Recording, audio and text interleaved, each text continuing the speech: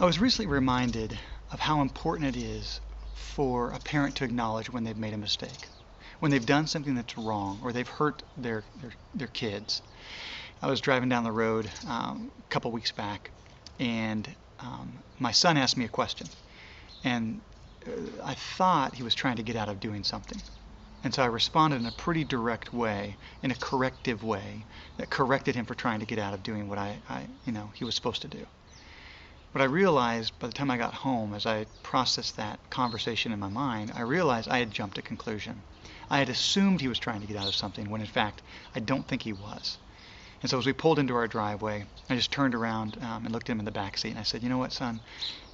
I think I jumped to conclusions. I think I assumed you were trying to get out of doing something, and so I responded in a way that was not right. And I want you to know I'm sorry, and I hope you'll forgive me for not asking, to try to understand why you were asking that question, because I should have done that first before I assumed you were trying to get out of doing something. So I just want you to know I'm sorry, I was wrong, will you forgive me?" In that moment, I taught my son that as a parent, I'm not going to be perfect, and it's unreasonable for us, either he or myself, to expect I'm going to be perfect. But it's important for him to understand that you need to own your mistakes when you make them. When you make a mistake, you need to accept responsibility for making the wrong choice and ask for forgiveness. And that it's very important to ask for forgiveness.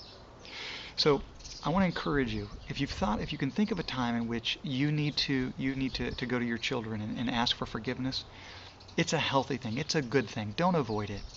Let them know that you recognize that you're not perfect, that you shouldn't have to be expected to be perfect. You're going to make mistakes, and then seek their forgiveness. And that'll help them be open to seeking other people's forgiveness and owning their own mistakes, and have a model of the right way to handle it when it's